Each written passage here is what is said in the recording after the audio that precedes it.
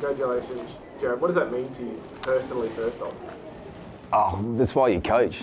You know, as players, as coaches, administration, you put in all the hard work to get the rewards on game day, and why I coach, it's just the fulfilment.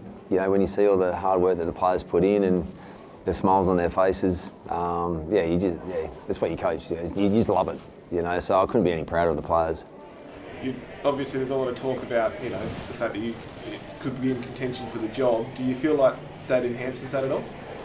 I think I said the other day, wins and losses. I don't know if they'll mount up or not in terms of whether I'm endorsed or there's a greater opportunity. But what I do know is it just solidifies why I coach. Why I accepted the opportunity to step up as interim, and look.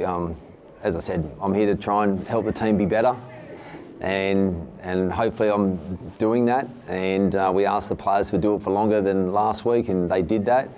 And if they're listening to the message, fantastic. I don't know much more to say really than that. Is it fair to say though it seems to add a little bit of fuel to the fire for you right now?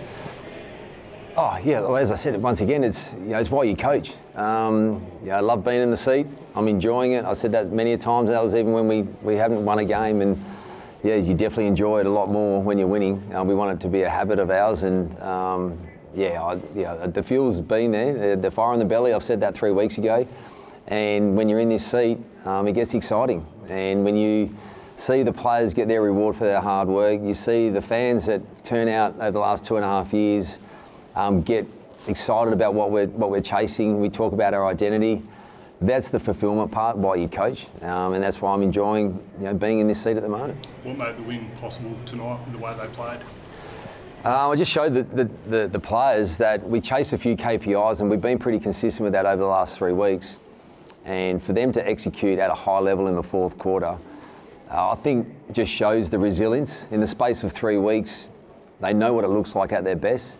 We talked about being able to sustain it for longer. They did that, and there was momentum swings within the game. I think there's been periods throughout the year, without stating the obvious, where we haven't been able to rest momentum, and we did that tonight. We were able to hold up, we were able to arm wrestle it back in our favour, and then sort of really step through it. And that's what I was proud of, and that's the way that we committed to the contest in the fourth quarter, the way that they pressured the game. Not just the experienced players, but the young fellas to really stand up in that space. It was a real growth game for us as a team, and as I said, they got the reward that they deserve. How pleased were you for your co-captain to kick that goal, that critical goal late? Leaders step up when they need to step up, but puts the icing on the cake there. But in terms of some of his contest work, having been out for a week or so, it was fantastic to see him do that. It seems like you guys play your best footy when you're physical, and you've been really strong on that as well. What have you noticed in terms of the group embracing that sort of message? As I said before, we've shown bits of that throughout our last 2 seasons, but especially this year. We haven't been able to do it for longer. Really just been trying to show them over the last 3 weeks the affirmation around when we do it well, what it looks like and what we get in return. And it's a competitive game, and the game shows you that the teams that are up the top of the ladder do it for longer.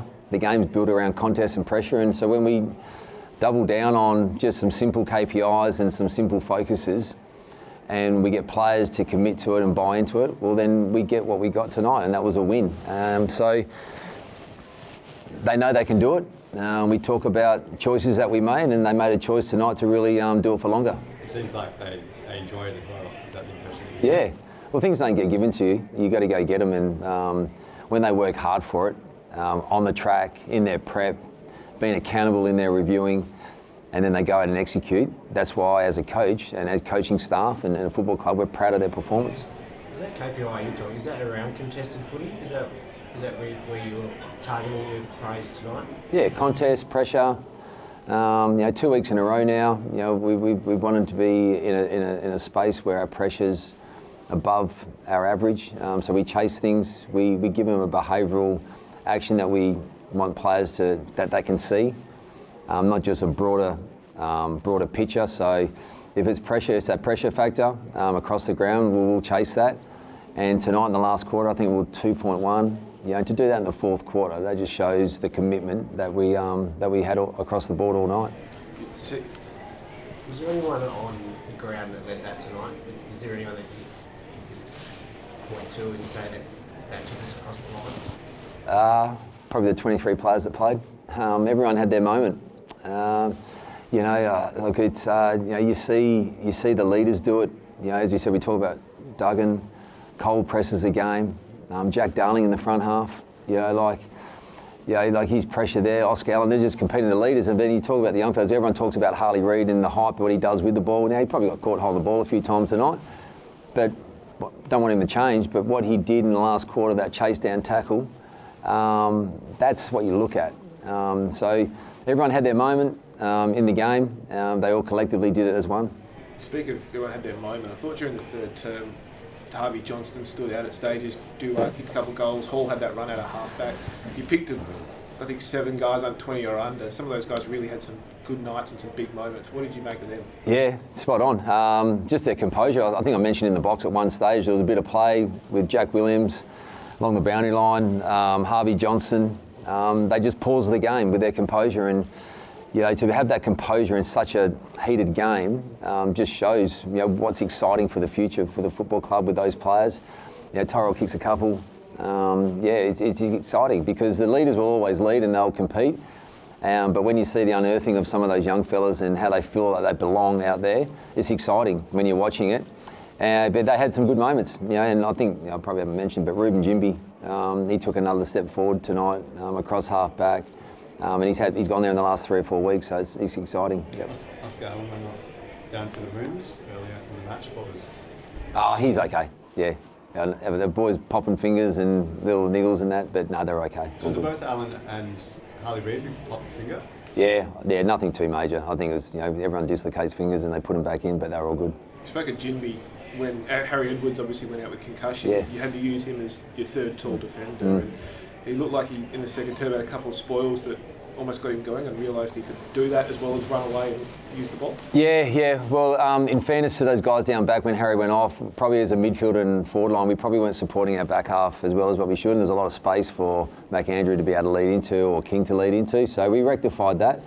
But there was a couple of craft moments where he got found out, but he's still learning. He's only been there the last 3 or 4 weeks, so he learnt on the job.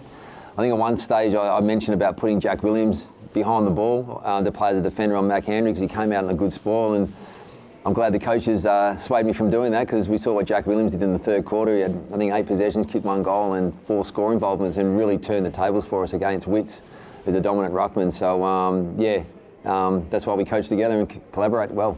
McGovern's injuries a few weeks ago seemed pretty significant, so for him to come back and play the way he did tonight, is there ever conversations around putting him in continuity for the season?